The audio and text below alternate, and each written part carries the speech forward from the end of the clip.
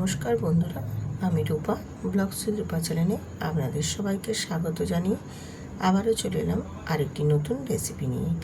আজকে যে নতুন রেসিপিটি আমি আপনাদের সাথে শেয়ার করছি, এটা কিন্তু গরম গরম ধোঁয়া ওঠা ভাতের সাথে একদম অনবদ্য লাগে খেতে, ভীষণই সুস্বাদু, কিন্তু একেবারে অসাধারণ একটি রেসিপি। সামান্য কিছু অল্প সবজি দিয়ে এইরকম যদি ফ্রেশ একদম মাছের তেল থাকে, তাহলে কিন্তু ভীষণই জমে ওঠে এই রেসিপিটি। এই রেসিপিটি বানানোর জন্য বিশেষ কিছু উপকরণ লাগে না, সামান্য উপকরণ আর ঘরে থাকা উপকরণ দিয়ে আজকে বানিয়ে দেখাবো। তো চলুন এই ধোঁয়া ওঠা গরম ভাতের সাথে এই সুন্দর একটা রেসিপি আপনাদের সাথে শেয়ার করে নিই। তো রেসিপিটি বানানোর জন্য আমি চলে এলাম গ্যাসেতে। গ্যাসটা অন করে বসিয়ে দিয়েছি কড়াই, আর একেবারে অল্প সামান্য তেল দিয়েছি। এই রেসিপির ক্ষেত্রে তেলটা কিন্তু অল্পই দিতে হবে। দিয়ে এখানে আমি হাফ চামচ 5 ফোড়ন দিয়েছি আর একটা শুকনো লঙ্কা দিয়েছি। দিয়ে খুব ভালো করে ফোড়নটাকে কয়েক সেকেন্ড একটু ভেজে নেব।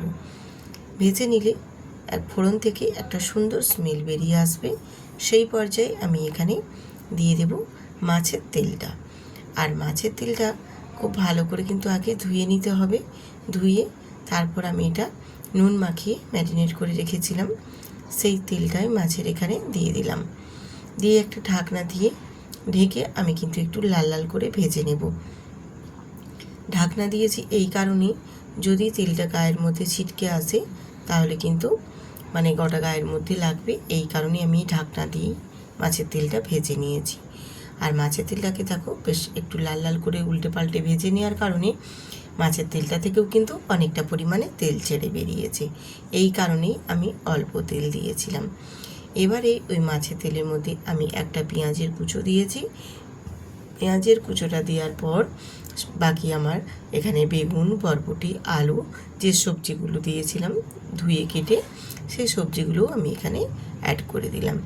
দিয়ে দিলাম স্বাদ মতো নুন, আর দেবো কাশ্মীরি লঙ্কার গুঁড়ো আর হলুদের গুঁড়ো, তাহলে কালারটা ভীষণ সুন্দর আসে। এবারে সব সবজিগুলোকে সুন্দর করে একটু কষিয়ে নেব। এই রকমভাবে সবজিগুলোকে একটু কষিয়ে কষিয়ে রান্না করলে খেতে ভীষণ ভালো লাগে, কারণ এখানে আমি কোনো মশলা অ্যাড করব না।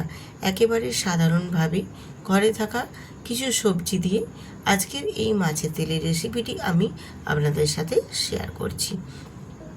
এই কারণেই আমি একটু সবজিগুলোকে খুব ভালো করে একটু নাড়াচাড়া করে কষিয়ে কষিয়ে রান্নাটা করব, তাহলে খেতে বেশ সুন্দর লাগবে। এবারে একটা ঢাকনা দিয়ে ঢেকে দেব, তাহলে সবজিগুলো খুব ভালোভাবে বেশ একদম কষানো হবে। আর সবজিগুলো কিন্তু বেশ ভালো মতো একটু হালকা হালকা সেদ্ধ হয়ে যাবে।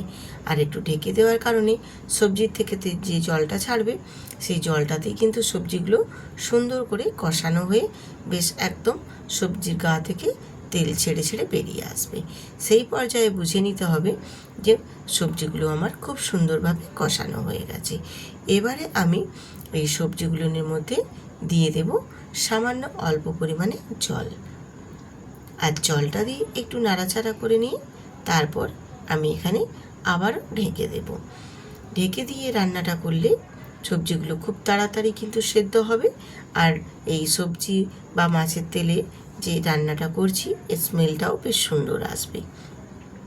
ঢেকে দিয়ে আমি এখানে মিনিট 5 মতো রান্না করে নিয়েছি, যার কারণে আমার সবজিগুলো ভীষণ সুন্দরভাবে একদম সুন্দরভাবে সেদ্ধ হয়ে গেছে।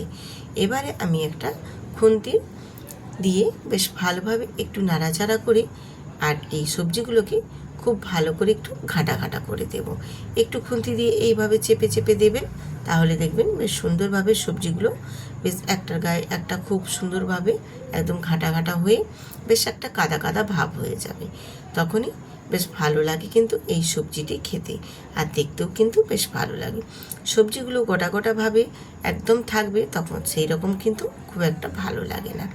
এই কারণে একটু ঢেকে একটু খুন্তির নাড়াচাড়া দিয়ে দেবেন, তাহলে দেখবেন বেশ সুন্দরভাবে সবজিগুলো বেশ গায়ে গায়ে একদম লেপটে চেপটে যাবে, তাহলে বেশ সুন্দরভাবে সবজিটি খেতে ভালো লাগবে। দিয়ে এবারে যে জলটুকু ছিল সেই জলটা আরেকটু আমি রান্না করে বেশ সুন্দরভাবে শুকনো শুকনো করে নিয়েছি। এই রকমই শুকনো শুকনো করে কিন্তু এই রেসিপিটি বানাতে হবে।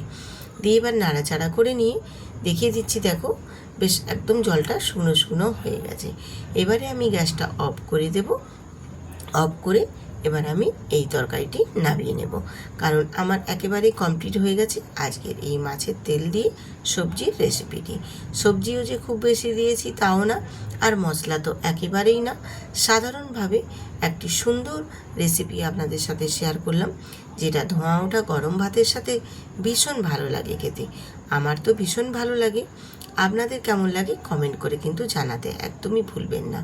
আর যেসব নতুন নতুন বন্ধুরা আজকে আমার ভিডিওটিতে ভিজিট করেছেন, অবশ্যই কিন্তু চ্যানেলটিতে সাবস্ক্রাইব করে ভিডিওটিতে একটি লাইক দিয়ে সুন্দর করে একটা কমেন্ট করে দেবেন। আপনাদের কমেন্ট পড়ে চলে যাব আমি আপনাদের পরিবারে, আপনাদের পরিবারের সদস্য হয়ে আপনাদের পাশে থাকার চেষ্টা করব। অবশ্যই থাকবেন আপনারাও আমার সাথে জুড়ে, এই রকমই এইভাবে একই সাথে পথ চলা, একই সাথে সঙ্গে থাকা। তো আজকের এই রেসিপি আপনাদের যদি ভালো লেগে থাকে অতি অবশ্যই কিন্তু একটা কমেন্ট করে জানাতে ভুলবেন না। আজ এখানেই শেষ করছি।